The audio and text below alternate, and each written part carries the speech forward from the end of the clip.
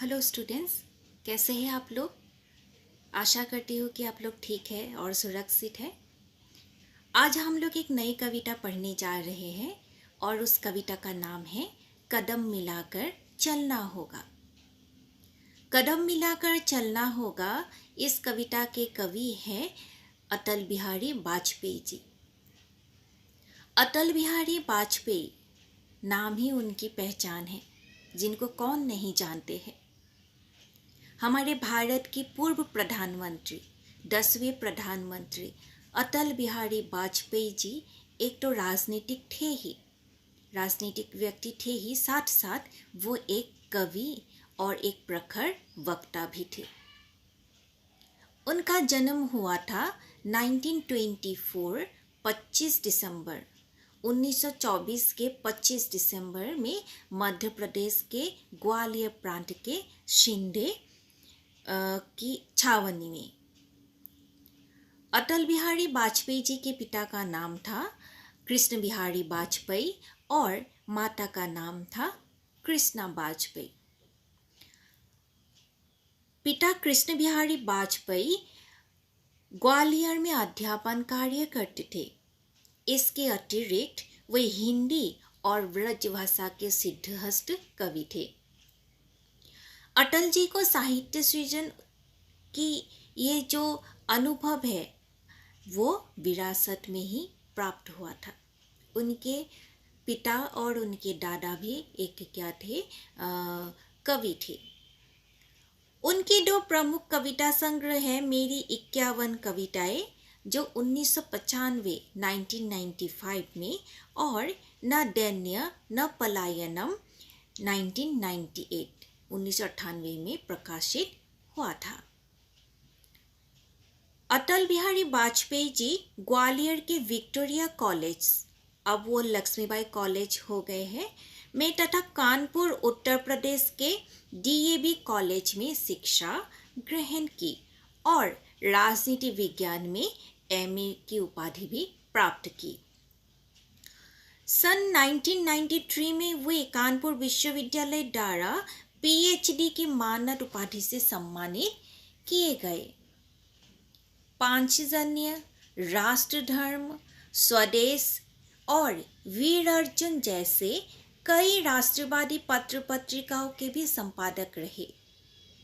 अटल जी का जीवन वस्तुतः पत्रकार से ही शुरू हुआ था। 1977 में वो विदेश मंत्री के रूप में नियुक्त हुए और उन्होंने संयुक्त राष्ट्र संघ में पहली बार हिंदी में भाषण दिया, जो भारत के लिए गर्व का विषय था।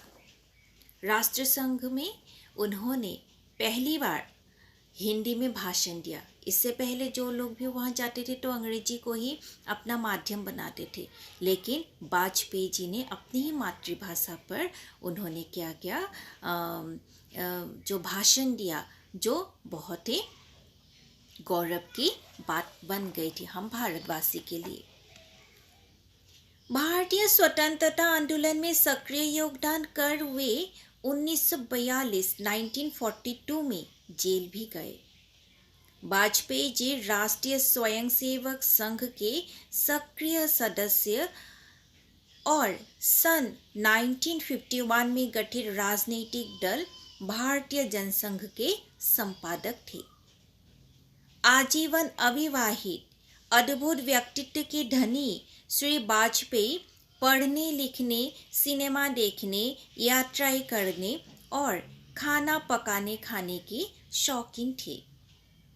देश की आर्थिक उन्नति, वंचितों के उत्थान और महिलाओं तथा बच्चों के कल्याण की चिंता उन्हें हरदम रहती थी। 6 अप्रैल 1980 को स्थापित भारतीय जनता पार्टी के वो प्रथम अध्यक्ष भी थे। उन्हें सन 2014 में भारत रत्न से, देश का जो सर्वोत्तम उपाधि है भारत रत्न, उससे उनको सम्मानित किया गया।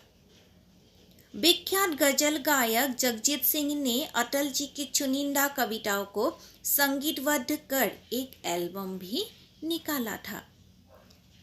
दिल्ली के अखिल भारतीय आयुर्विज्ञान संस्थान में अटल जी का निधन गत 16 अगस्त 2018 को हुआ। इनके साहित्य और व्यक्तित्व से नई पीढ़ी अवश्य अनुप्रेरित होगी। एक सफल राजनीतिक के साथ साथ एक सफल कवि भी थे अटल जी। उन्होंने अपने कार्य क्षेत्र में पाने वाले विभिन्न अनुभव, अपने जीवन में करने वाले विभिन्न जो अनुभव है, उपलब्धियां है, उनको कविता के द्वारा प्रकाशित की गए है। उनके द्वारा दी गई यह जो कविता है, कदम मिलाकर चलना होगा, यह भी एक अनुप्रेरित करने वाली एक कविता है। तो आइए अभी हम लोग कविता को देखते हैं।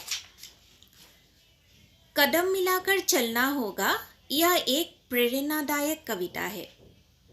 इस कविता के माध्यम से कवि ने मनुष्य जीवन के मार्ग में आने वाली विभिन्न बाधाओं और कठिनाइयों का मुकाबला करते हुए निरंतर आगे बढ़ते रहने का भी संदेश दिया है।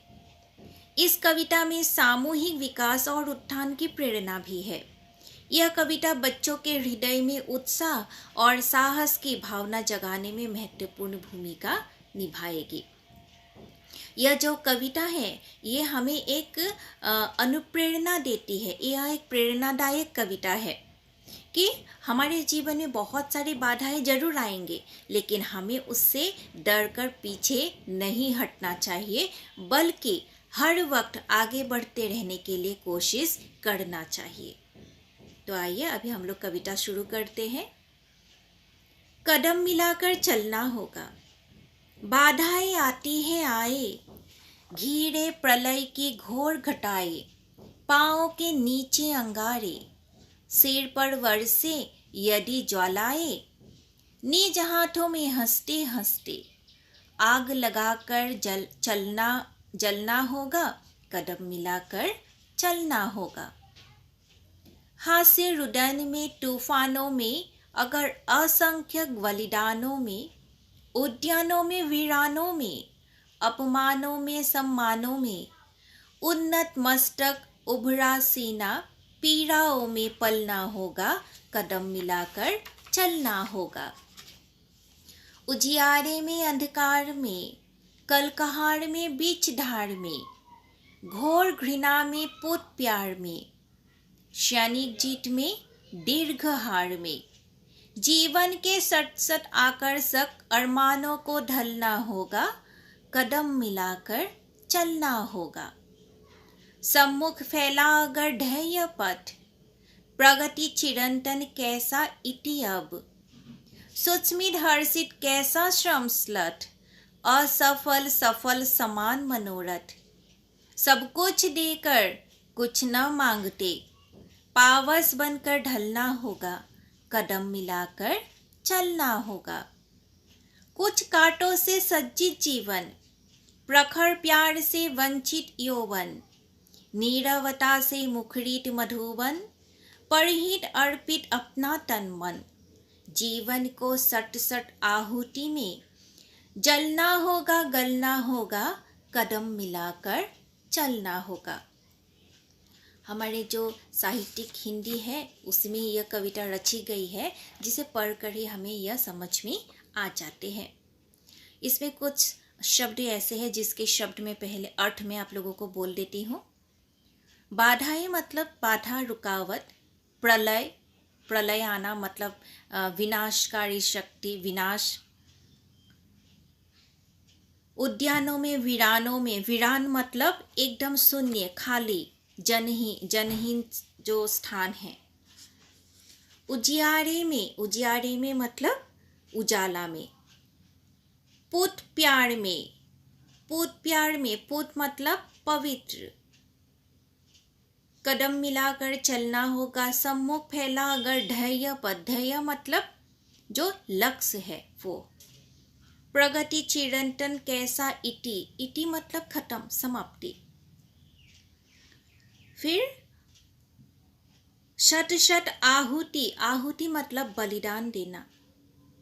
और बाकी जो है वो हम लोग पढ़ते जाते वक्त समझाते जाएंगे। तो देखिए, बाधाएं आती है आए, घिरे प्रलय की घोर घटाए, पाँवों के नीचे अंगारे, सिर पर वर्षे यदि ज्वालाए, निज हाथों में हंसते हंसते, आग लगाकर जलना होगा, कदम मिलाकर चलना होगा। कवि कहते हैं कि अगर हमें रास्ते में आगे बढ़ते समय कोई हमें बाधा प्रदान करे या प्रकृति भी हमें बाधा प्रदान करे, हमारे सामने घिरे प्रलय की घोर घटाए, एकदम विनाशकारी घटा हमारे सामने आ जाए, अगर हमारे पाँव के नीचे अंगारे बरसा दे या सिर पर वर्षे यदि ज्वालाएं, मतलब सर पर हो या पैरों के नीचे हो या आमने सामने जहाँ भी हो, इतनी सारी कठिन बाधा अगर हम लोगों के सामने आ भी जाए तो भी हमें रुकना नहीं है। निज हाथों में हंसते हंसते आग लगाकर जलना होगा। जरूरत होने पर, जरूरत पड़ने पर खुद स्वयं अपने ही हाथों में क्या करना पड़ेगा, आग भी लगाना पड़ेगा अगर जरूरत पड़े तो। मतलब जितनी भी सारी कठिनता का सामना क्यों ना करना पड़े, जितने सारे परिश्रम आपको क्यों ना करना पड़े, हमें हार नहीं मानना है। अगर हमने तय कर लिया कि हमें अपने लक्ष्य स्थान पर पहुंचना है तो हमें पहुंचकर दिखाना ही होगा। उसके लिए हमें चाहे अगर अपने आप को भी जलाकर राख बना देने की नौबत आ जाए तो भी हम लोग पीछे नहीं हटेंगे। हास्य रुदन में तूफानों में, अगर असंख्य बलिदानों में, उद्यानों में वीरानों में, अपमानों में सम्मानों में, उन्नत मस्तक उभरा सीना, पीड़ाओं में पलना होगा, कदम मिलाकर चलना होगा। हमें कदम मिलाकर एक साथ आगे बढ़ना ही पड़ेगा। हास्य रुदन में तूफानों में, हंसी हो या दुख हो, आंधी हो या तूफान हो, या अपने ही साथी के बहुत ज़्यादा बलिदान ही क्यों ना चढ़ गई हो, फिर भी हमें रुकना नहीं है। उद्यानों में वीरानों में, कहीं आपको उद्यान मतलब आपको सुख शांति प्राप्त हो सकती है रास्ते में, और कहीं आपको सिर्फ वीरान, सिर्फ शून्यता ही आपको मिल सकते हैं, सिर्फ जनहीन जो स्थान है, जो खाली जगह है वो भी आपको प्राप्त हो सकते हैं। कहीं आपको बहुत ज़्यादा अपमान भी सहना पड़ सकता है, या कहीं जाकर आपको बहुत ज़्यादा सम्मान भी प्राप्त हो सकता है, या ऐसा भी हो सकता है कि कहीं आप मतलब सीना तानकर उन्नत मस्तक से आप आगे बढ़ रहे हो, और कहीं ऐसा हो रहा है कि आपके ऊपर इतने सारे मतलब बाधाएं हैं, आपके ऊपर इतने सारे मतलब पीड़ाएं हावी हो गए हैं, आप जैसे झुक गए हो, लेकिन फिर भी आपको रुकना नहीं है। पीड़ाओं में पलना होगा, उसी दर्द में, उसी दुख में आपको पलना पड़ेगा, आपको आगे बढ़ने के लिए कोशिश करना पड़ेगा, उसको गले लगाना पड़ेगा, और साथ में आपको क्या होना पड़ेगा, कदम मिलाकर चलना होगा। आपको रुकना नहीं है, आपको हर वक्त आगे बढ़ना ही है। उजियारे में अंधकार में, कल कहार में बीच धार में, घोर घृणा में पूत प्यार में, सैनिक जीत में दीर्घ हार में, जीवन के सट आकर्षक अरमानों को ढलना होगा, कदम मिलाकर चलना होगा। इसका मतलब क्या है? उजियारे में अंधकार में, उजियारा मतलब उजाला, कहीं आपको बहुत ज़्यादा सहयोगिता मिल सकते हैं, उजाला मिल सकते हैं, मतलब आप कहीं जाकर आनंदित हो सकते हो, लेकिन उसके विपरीत रूप भी आपको प्राप्त हो सकता है। कहीं सिर्फ और सिर्फ आपके लिए अंधकार, आपके लिए निराशा ही प्राप्त होंगे। कहीं क्या होगा, कल कहार में बीच धार में, कहीं आपको मतलब बहुत तेज आपको चलना पड़ेगा, बीच धार में आपको खड़ा होना पड़ेगा, आपको मतलब जाने के लिए कोशिश करना पड़ेगा। कहीं आपको ऐसा रास्ता मतलब दुर्गम रास्ता भी आपको प्राप्त हो सकते हैं, जिसमें चलना असंभव सा लग सकता है, लेकिन असंभव नहीं है। वो भाव आपके मन पर हमेशा रहना पड़ेगा। घोर घृणा में पूत प्यार में, कहीं आपको घोर घृणा, कहीं आपको बहुत ज़्यादा नफरतों का भी सामना करना पड़ सकता है, और कहीं आपको बहुत ज़्यादा प्यार भी प्राप्त हो सकता है। जीवन के सतसत आकर्षक क्षणिक जीत में दीर्घ हार में जीवन के सतसत आकर्षक अरमानों को ढलना होगा। कहीं आपको क्षण भर के लिए जीत हासिल हो सकते हैं, आपको ऐसा लग सकता है कि आप सफल बन गए हो, लेकिन अगले ही क्षण आपको यह एहसास हो जाएगा कि वो जो जीत था वो क्षणिक था, क्षण भर के लिए था। अभी तो आपको दीर्घ हार का सामना करना पड़ रहा है। जीवन के सत आकर्षक अरमानों को ढलना होगा। आपके जीवन के कुछ आकर्षण, कुछ अपने प्यारे पल, अपने प्यारे जो लोग हैं, कोई भी हो, उसको क्या करना पड़ेगा, बार बार अपनी अरमानों को छीड़ना पड़ेगा, ढलना पड़ेगा। उसको लक्ष्य हासिल करते वक्त उसको छोड़ जाना पड़ेगा, उसको भूल जाना पड़ेगा। बहुत सारे लोग क्या करते हैं, अपनी अरमानों को ना छोड़ पाने के कारण अपने लक्ष्य तक नहीं पहुंच सकते हैं, या उनको ऐसा लगता है कि यही उनका लक्ष्य है, तो वो अपनी जो कदम है उसको धीमी कर देती है, वो रुक जाते हैं। और बाद में जब उनको यह एहसास होते हैं कि यह तो उनका क्षणिक जीत था, असली जीत तो बहुत दूर है, और जिसको प्राप्त कर लेना अभी जैसे मुमकिन नहीं है, मुश्किल सा लगने लगा है। इसीलिए कवि ने कहा है, क्षणिक जीत में कुछ क्षण के लिए आपको लग सकता है कि आप जीत गए हो, लेकिन असल में वो जीत संपूर्ण नहीं है। पूरी जिंदगी आपको इसी कोशिश में लगे रहना पड़ेगा कि आपको और ज़्यादा उन्नति करनी है, आपको और ज़्यादा आगे बढ़ना है।